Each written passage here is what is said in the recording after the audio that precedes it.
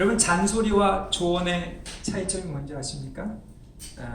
제가 어떤 글을 읽다가 재밌는 예화를 발견했는데, 어떤 유명한 그 연예인이 길거리에 가면서 초등학생 아이들한테 물어봤대요.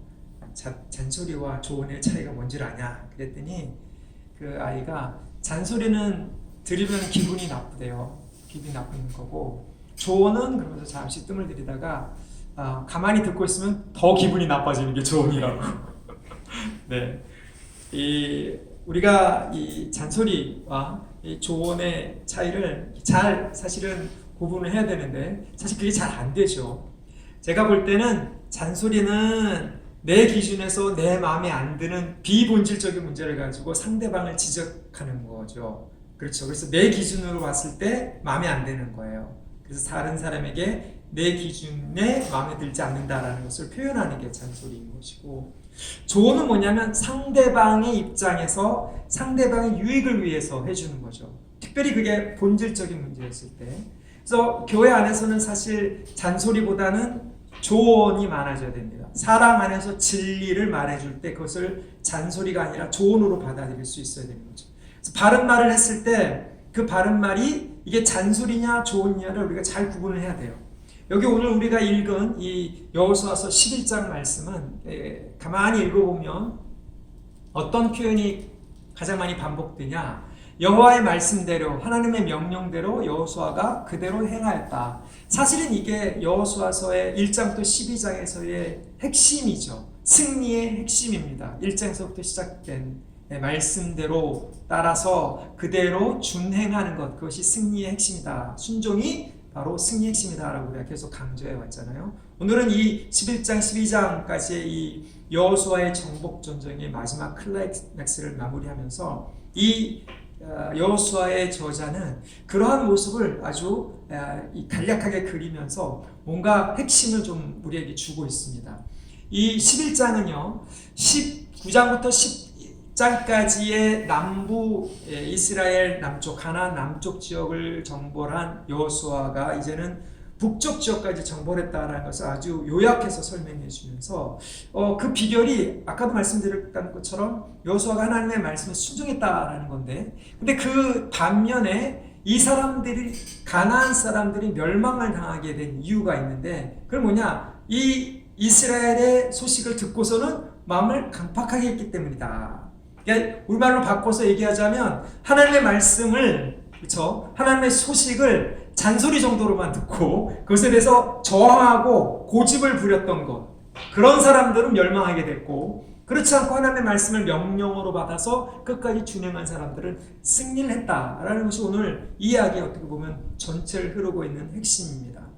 다만 여기서 살펴봐야 될 것은 이 사람들의 어떤 멸망과 승리의 어떤 그런 조건에서 근본적인 것을 읽어내는 그러한 일이 좀 필요한 것 같아요.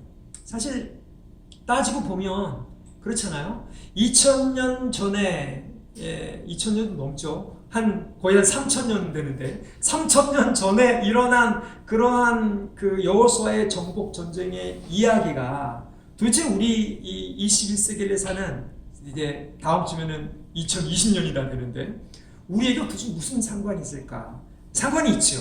왜 그러냐면 이 말씀이 근본적으로 오늘날 우리에게도 적용되는 진리를 담고 있기 때문에.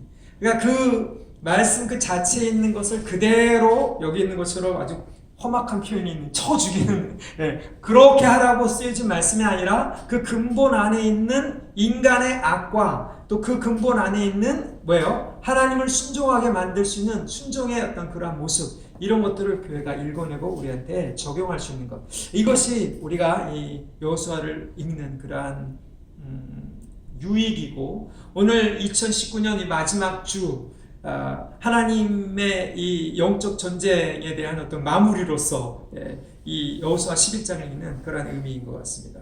그러면 우리가 크게 이 11장을 두 가지로 나눠보면 멸망의 이유와 승리의 이유를 생각해 볼 수가 있는데요. 이 멸망의 이유, 멸망하는 데는 다 이유가 있고 승리하는 데는 다 이유가 있다라는. 그럼 우리가 이것을 잘 읽을 때 2019년을 돌아볼 뿐만 아니라 2020년은 어떻게 살아야 될지 그 승리의 비결을 가지고 좀 살아갈 수 있게 될 줄로 믿습니다. 그래서 멸망의 이유를 먼저 세 가지를 보자 이 말이죠. 1절부터 5절까지 먼저 보면 자기의 자원을 의지하기 때문에 그렇다는 겁니다. 자, 1절 한번 보십시오. 하솔 왕 야빈이 이 소식을 듣고 보십시오. 예. 이 소식이라는 건 뭡니까? 여호수아와 새 이스라엘의 그 군대가 가나안 땅을 정복하는데 요단강을 건너서 그렇죠? 4장부터 시작되는 그 정복 전쟁이 중부 지역과 남부 지역을 다 정복한 그 소식이죠. 근데 그 소식을 듣고서는 라합이나 기브온 사람처럼 그렇게 겸손하게 반응한 것이 아니라 마음을 오히려 굳게 한 거죠. 그 행동이 지금 나와 있는 거예요. 그래서 거기 보면 2절부터 5절까지 지역과 사람들, 장비가 나옵니다. 그 지역이 뭐냐면 북쪽, 동쪽, 서쪽. 그러니까 자기가 끌어모을 수 있는 모든 자원들을 다 끌어모으는 거죠. 그런데 여기에 한 가지 더 독특한 게 뭐냐? 여기 4절과 5절에 나오면 거기 보십시오. 그 모든 군대를 거느리고 나왔으니 백성이 많아 해변에 수많은 모래 같고 말과 병고도 심이 많았다. 여기 말과 병고도 심이 많았다. 이게 지금 여호수아에서 어떻게 보면 처음으로 나오는 그 무기에 대한 구체적인 묘사인 거예요. 말과 병고, 이스라엘은 지금 후기 청동기 시대를 지난 사람들이기 때문에 철 병기도 없었고 마차도 없었죠. 그렇죠. 이 애굽에서 쓰던 어떤 그런 병고를 가지고 나온 게 아니잖아요. 그러니까 최신식 무기까지 동원한 거예요. 거기 강조되는 4절에서 강조되는 표현은 많아라는 말이 3번에 나옵니다. 백성이 많아 해변에 수많은 모래 같고 말과 병고도 심이 많았으며 그렇잖아요. 그러니까 이 다 긁어 모은다는 거죠. 그리고 최신식에 가능한 모든 수단을 다 동원하는 거예요. 뭐예요? 자기 능력을 의지한다는 거죠. 하나님의 말씀을 우리가 들었을 때 여러분 우리가 이 반응의 어떤 그런 부분들을 가만히 살펴보면 말씀에 대해서 우리 안에 회개해야 될 것들이 있는데 그 회개해야 될 것들을 오히려 자기가 스스로 아닌 것처럼 가장해서 그것을 덮으려는 그러한 모습이 많이 나타납니다. 그러니까 돈을 의지하거나 사람을 의지하거나 내가 할 수 있는 모든 수단과 방법을 다 먼저 동원해보고 그래서 안 되면 하나님을 의지하겠다. 그러니까 그러면 오히려 다행이죠. 그럼에도 불구하고 하나님을 의지하지 않겠다라는 거예요. 지금 이 사람들은요. 그래서 여기 가만히 보면 이 여호수아의 저자는 여기에 있는 이 전쟁이 여전히 계속되는 전쟁이면서 남부에 있었던 그런 가나안 6족속의 이 명단이 9장에 있었던 명단이 그대로 나옵니다. 그러니까 아직도 남아있는 그러한 잔존이 여전히 우리 안에 있다라는 거죠. 우리 안에 여전히 하나님을 저항하고 내 힘으로 스스로 해보려고 하고 내가 끌어모을 수 있는 내 자원, 내가 연결할 수 있고 내가 붙잡을 수 있는, 내가 생각할 수 있는 이러한 모든 것들을 먼저 찾아보려는 그러한 노력이 바로 사실은 멸망의 이유인 거예요. 그러한 것들이 이 개인적인 것뿐만 아니라 교회적으로 다 무너져야 한다는 멸망의 이유가 되는 거예요. 하나님을 의지하지 못하도록 내가 막고 있는 것, 의지적으로 막고 있는 것, 여러분 이것이 사실은 가나안 족속이 하나님을 저항하는 그러한 모습이었다는 거예요. 멸망의 이유라는 거예요. 두 번째는 20절에 나와 있습니다. 마음을 강팍하게 하기 때문에 그래요. 20절 한번 같이 한번 읽어볼까요? 시작. 그들의 마음이 완악하여 이스라엘을 대적하러 싸우러 나온 것은 여호와께서 그리하게 하신 것이라. 그들을 진멸하여 바치게 하여 은혜를 입지 못하게 하시고 여호와께서 모세에게 명령하신 대로 그들을 멸하려 하심이었더라. 앞에 우리가 보았던 1절부터 5절까지 이 북쪽의 하솔 왕이 자기의 가지고 있는 모든 병력, 군사력 이런 것들을 다 끌어모은 이유가 여기 나와 있죠. 어떻게 보면 여호수아에 있어서 처음 나오는 멸망당해야 되는 구체적인 이유입니다. 그게 뭐예요? 마음을 완악하게 했다. 이 완악하다는 말, 이 강팍하겠다, 강팍하다라는 그런 말인데요. 마치 그 출애굽기에 보면 바로가 모세의 말을 듣고 마음을 강팍하게 했다. 거기 보면 성경에 아주 재미있는 표현이 있습니다. 바로가 스스로 마음을 강팍하겠다라는 표현도 나오고 하나님이 바로의 마음을 강팍하게 하셨다라는 표현이 나와요. 사실 이 표현이 여기 지금 나와 있는 표현하고 비슷한 겁니다. 그들의 마음이 스스로 강팍하게 된 것도 있고 하게 만든 것도 있고 하나님께서 그렇게 만드신 것도 있는 거예요. 그럼 하나님이 일부러 저 악한 사람들을 멸망시키기 위해서 마음을 악하게 만드시냐? 그게 아니라 여기 그 뒤에 그 비결이 나와 있죠. 은혜를 주시지 않은 거예요. 은혜라는 게 뭡니까? 하나님께서 그들로 하여금 이스라엘의 이러한 의지, 이스라엘을 통해서 하나님께서 하시고자 하는 그런 일들을 깨닫도록 만드시는 것이 은혜인데 그 은혜를 찾은 사람들이 있었죠. 앞에서 보면 라합도 있고 기브온 족속도 있었고 그렇잖아요. 그 소식을 듣고 두려워 떨면서 하나님의 이 일들에 대해서 어떻게든 자기의 믿음의 반응을 보이려고 했던 것이 라합과 기브온이었단 말이에요. 그것이 겸손한 마음이고 가난한 마음이란 말이죠. 그런데 여기 나머지 가나안 족속들은 오히려 그런 소식을 듣고 마음을 강팍하게 한 거예요. 그게 하나님께서 내버려 두었기 때문에 그런 거예요. 하나님께서 일부러 그 사람들의 마음을 악하게 만든 것이 아니라 그 사람들이 스스로 자기의 마음을 굳게 걸어 잠그도록 내버려 두신 것. 여러분 이게 은혜를 입지 못하는 것입니다. 그럼 이것이 사실은 멸망당하는 이유예요. 그러니까 사람들은 하나님 앞에 왜 나를 안 구원하셨습니까? 이렇게 말할 수 있는 핑계를 못 대는 거예요. 로마서의 말씀처럼 그들이 자기 스스로 악을 행하는 것, 이러한 모든 악들의 근원적인 어떤 모습들은 자기 스스로 마음을 강팍하게 만들고 하나님이 그 마음에 상심한 대로 내어버려 두셨기 때문에 은혜를 입지 못하도록 하셨기 때문에 마음이 강팍하게 되는 것입니다. 여러분 우리가 이런 부분을 봤을 때 조심해야 되는 거예요. 하나님께서 나에게 말씀하시는 어떤 그런 부분들이 있는데 회개에 대한 그런 부분들, 고쳐야 되는 그런 부분들, 여러분 2019년을 잘 돌이켜 보십시오. 뭔가 근본적인 문제에 있어서 분명히 이런 것들은 버리고 가야 되는 것이 있는데 그게 여전히 아니라고 생각하고 내가 스스로 생각해 맞다고 생각하고 고집 부리는 것. 여러분 이것이 마음을 강팍하게 하는 거예요. 그래서 말씀을 들어도 그 말씀이 이 마음속에 박혀지지 않는 거예요. 여기 강팍하겠다는 것은 원래 히브리어 말로 강하게 만들다 말이에요. 이 똑같은 표현이 사실은 여호수아에서 한 11번 정도 나오는데 그 중에 한두 번만 여기 이 가나안 사람들이 스스로 마음을 강팍하겠다라고 쓰고 나머지는 여호수아 1장에 나온 것처럼 여호수아에게 하나님께서 말씀하세요. 강하고 담대하라. 강하게 하다 이 말이에요. 마음을 strengthen 강하게 먹는 거거든요. 그러니까 하나님의 말씀을 듣지 않기로 강하게 먹는 것, 아예 안 듣기로 귀를 막는 것, 이것이 마음이 강팍하게 되는 것입니다. 우리가 정말 하나님 앞에 영하고 부드러운 마음을 받았어요. 예수님을 믿는 그 순간부터 우리는 하나님의 음성과 하나님의 말씀을 듣고 순종할 수 있는 사람들이 되었는데 여전히 우리의 옛사람의 습성 중에 하나는 여기 가나안 사람들처럼 마음을 강팍하게 먹는 그러한 영역이 있다는 거죠. 그래서 안 들려요. 말씀이 안 들려요. 이게 아주 정말 기가 막히는 문제입니다. 그러니까 말씀이 안 들리면 어떻게 되느냐? 말씀이 조언으로 들리는 게 아니라 잔소리로 들리는 거예요. 그래서 마음이 괴로워지면서 더 강팍해지는 거예요. 그럼 이것이 멸망의 이유입니다. 히브리서 기자처럼 우리가 말씀에 믿음으로 화합하지 아니한 자들이라고 했잖아요. 그런 자들이 가나안 땅을 못 들어갔다라고 이렇게 얘기를 합니다. 이스라엘의 옛 조상들이 마음을 강팍하게 먹기 때문에 결국에는 그 약속을 믿지 못하고 못 들어온 것과 똑같은 이유를 여기서 얘기하고 있는 것이죠. 그런데 그것이 뭐냐? 거기 20절에 강조하는 것은 하나님께서 그리하게 하신 것이라. 은혜를 입지 못하게 하고 여호와께서 모세에게 명령하신 대로 그들을 멸하러 하심이었더라. 그리고 하나님의 주권적인 은혜 가운데 그렇게 있기 때문에 우리가 나중에 살펴보겠지만 그들이 주권적인 은혜 가운데 들어오지 못하게 된 거죠.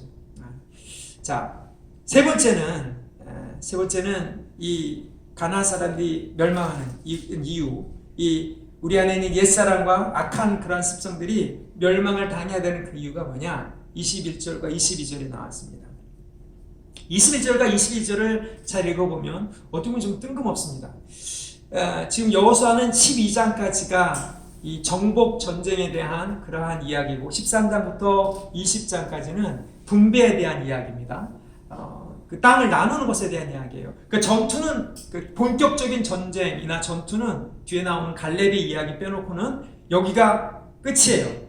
전쟁이 이제 끝나는 마무리예요. 그래서 마무리를 16절부터 이렇게 쫙 지고 있는데, 그래서 남쪽과 북쪽을 다 점령했다 이렇게 말을 하면서 한 가지를 덧붙이는 것이 바로 21절부터 22절까지 아낙 자손들을 이야기를 합니다. 이 아낙 자손들이 누구냐? 여러분 기억나십니까? 민수기 13장 14장에 보면 13장에 모세가 가나안 땅의 가데스 바네에서 가나안 땅을 점령하기 전에 남쪽에서부터 치고 올라가려고 원래는 정탐꾼을 보내죠. 정탐꾼을 보내서 돌아와서 보고를 받게 합니다. 그래서 정탐꾼이 보고를 받는데 그들이 보고하면서 뭐라고 얘기를 하냐면 13장에 그 땅에 아름다운 땅이고 좋은 땅이긴 한데 누가 있더라? 아낙 자손이 있더라. 이 아낙 자손은 성경의 대대로 거인들의 자손입니다. 네피림의 후손, 창세기부터 나오는 아주 기골이 장대한 그런 사람들이에요. 여러분 유럽 특히 뭐 네덜란드나 독일 이런 쪽에 가면요 보통 키가 한 190 정도 되는. 그러니까 그들이 보기에 우리는 뭐 같았더라? 메뚜기 같아 보일 거다라고 스스로 자기의 정체성을 할 수 없다라고 인식하게 만드는 그러한 요소가 바로 이러한 이 아낙 자손들인 거예요. 그 아낙 자손들을 다 쳐부셨다, 깨끗하게 쓸어버렸다는 것이 마무리라는 거예요. 왜 그러느냐? 여러분 이것은 이 여호수아가 마무리를 하면서 아주 적절한 그러한 그 마무리입니다. 왜 그랬느냐면 원래 전쟁을 시작하기로 한 그 지역에서 그 지점에서 이 나머지 10사람의 여호수아 정탐꾼들의 이 잘못된 보고에 의해서 이스라엘 자손이 스스로를 낙마하게 만들었기 때문에, 그러니까 이 사람들이 여전히 지금 산지라는 지형에 살고 있잖아요. 산지라는 것은 높은 곳에 살면서 아주 기골이 장대한 거인 족속들이라는 거죠. 그러면 앞으로 이 사람들이 가나안 족속들을 멸절하려고 할 때 이스라엘에게 어떤 위험이 되겠습니까? 이스라엘 자손이 누구인지를 계속 정체성의 위협을 가하는 메뚜기처럼 보이게 만드는 그러한 앞으로의 위협적인 그러한 잠재력이 있기 때문에, 정체성을 위협하는 그러한 잠재력이 이 아낙 자손들이 있기 때문에 가장 중요한 문제인 이 사람들을 여호수아가 처를 했다라는 것이 마무리입니다. 그러니까 40년을 시작하게 만든 그 근본적인 원인은 사실은 여호수아가 제거를 한 겁니다. 가장 높은 곳에 살면서 가장 핵심적이고 가장 오래된 문제, 우리 앞에서 봤을 때는 하솔 왕이 최신식 무기를 썼다 그랬잖아요. 그 무기 앞에서도 전혀 꿀리지 않았던 여호수아가 가장 이제는 오래된 적이었던, 그렇잖아요. 40년 전에 자기가 정탐했을 때 만나서 그것 때문에 잘못된 보고 때문에 40년을 돌아와야만 했었던 그러한 시간, 그리고 7년이라는 가나안 정복 전쟁에서 끝까지 점령해왔던 마지막 원수는 누구냐? 가장 오래된 적인 거죠. 가장 오래된 그러한 적. 그것은 뭘까요? 우리의 정체성을 위협하는 그러한 적이라는 것입니다. 결국 이스라엘 자손이 어떤 자손이다, 하나님의 백성, 하나님만 믿으면 산다는 그러한 정체성을 위협하는 그러한 요소는 반드시 멸망되어야 한다라는, 이스라엘 자손에게 그러한 위협이 되었기 때문에 이 정복전쟁의 마무리로서 아낙 자손의 점령을 여호수아서 11장은 마지막으로 이야기를 하고 있는 것입니다. 정리하자면 우리가 우리 안에 있는 옛사람의 멸망되어야 되는 그런 모습, 십자가에 못 박혀야 되는 그러한 모습, 그리고 영적 전쟁에서 교회가 이 영적 전쟁에서 반드시 멸절시켜야 되는 어떤 그러한 악의 본질적인 모습이 뭐냐? 자기의 자원, 자기가 생각하기에 자기가 의지할 수 있다, 하나님 외에 의지할 수 있다고 생각하는 것, 그 다음에 자기의 마음을 강팍하게 만드는 고집들, 우리말로 옹고집, 좀 더 속된 말로 똥고집, 하나님을 저항하고 말씀을 저항하는 것들, 그 다음에 나 자신의 정체성을 위협하게 만드는 것, 내가 하나님의 자녀로서 위협받는, 내지는 그 어떤 사안이나 어떤 상황에만 딱 들어가면 하나님의 자녀를 잊어버리게 만드는 것들, 여러분 이것이 다 멸절시켜야 되는 그 가나안의 악이어야 된다는 것입니다. 멸망당해야 되는 이유가 있다는 것입니다. 그 반대로 21장에 보면 이 승리의 이유가 나옵니다. 승리의 이유는 아까도 말씀드린 것처럼 말씀에 순종하는 거죠. 첫 번째는 6절을 한번 다시 가서 보겠습니다.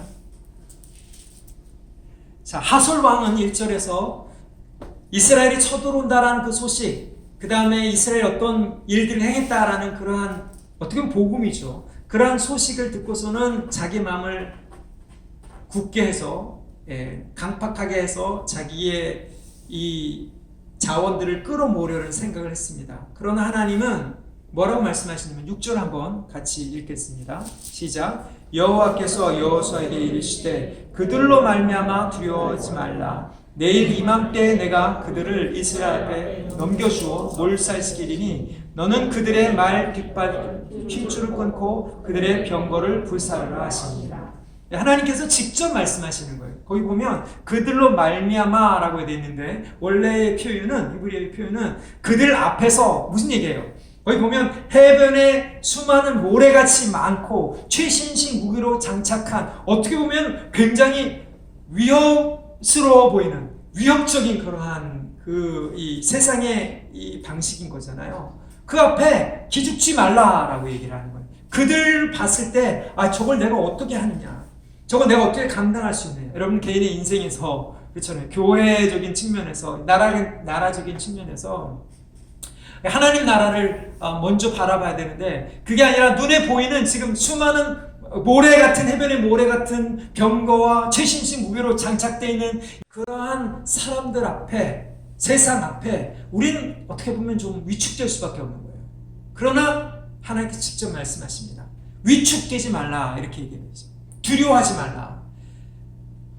두려워하지 말라. 여러분 세상 사람들이 돈 자랑하고 힘 자랑하고 권력 자랑하고 하는 무기 자랑하고 경제 자랑하고 하는 나라들, 그러한 나라들 보면 사실은 두려운 거예요. 사실은 두려운 거예요. 그러나 하나님을 여기 보면 이 여호수아는 하나님을 두려워하는 것, 그 말씀을 받았기 때문에 이 말씀에 순종하라는 거죠. 그래서 여기 계속돼서 반복되는 것은 뭐냐? 모세에게 명령한 것과 여호수아에게 말씀하는 것이 교차되어서 계속해서 반복되어 나옵니다. 이거는 제가 말씀드렸죠. 무슨 말이에요? 기록된 말씀과 선포되는 말씀에 우리가 순종해야 되는 거예요. 여러분 영적인 전쟁에 개인적으로든 아니면 교회적으로든 승리를 하려면 이게 필수입니다. 기록된 말씀, 하나님께서 모세에게 어떻게 하라라고 가나안 땅을 정복했을 때 어떻게 하라라고 말씀하시고 그것을 다 기록해 놨잖아요. 우리로 치면은 성경이에요. 기록된 말씀. 그것뿐만 아니라 지금 여호수아에게 직접 전해지는 계시의 말씀, 선포의 말씀. 그렇잖아요. 여호수아는 그 상황에 들어가서 하나님의 말씀을 듣고 그것을 이스라엘 자손에게 작전 명령으로 전달합니다. 그러니까 무슨 말입니까? 말씀에 근거해서 그 말씀대로 선포되는 하나님의 말씀을 선포되는 그 말씀과 계시된 그 말씀을 여러분이 잘 받고 이것을 명령으로 인정할 때 거기에 이제 순종이 되는 거예요. 그래서 이 히브리어에 보면 듣는다라는 그 말은 순종한다는 말과 동의어란 말이에요. 뭘 들어야 되느냐? 기록된 말씀과 선포되는 말씀을 들어야 돼요. 그렇지 않으면 자기의 생각이 올라오고 그 자기의 생각을 따라서 가게 되는 거예요. 여러분 계속 자기 생각을 따라서 살다 보면 하나님 말씀이 아무리 들려줘도 마음이 강팍해져서 내 마음속에 남는 게 없는 거예요. 그러면 말씀이 선포되면 선포될수록 그게 조언이 아니라 뭐로 들린다고요? 잔소리로 들리는 거예요. 잔소리. 그럼 마음이 아주 강팍해지면서 이게 지금 하나님 말씀에 순종할 마음이 전혀 안 생긴다는 거죠. 여기서는 여호수아는 그렇게 하지 않았습니다. 하나님의 이 두려워하지 말라라는 계시의 말씀을 듣고 거기 보면 구체적으로 뭐라고 계시하시냐? 말 뒷발에 힘줄을 끊고 그들의 병거를 불살라라. 그러니까 뭐예요? 그들이 의지하고 있었던 이 인간의 악한 본성이 의지하고 있는 모든 자원들을 다 끊어버려라. 이 대단한 하나님의 명령이죠. 그 핵심을 치는 것입니다. 그들이 의지하고 있는 것을. 그래서 거기 15절에 보면 그 핵심이 나와 있습니다. 이 순종의 핵심이 나와 있습니다. 함께 같이 읽겠습니다.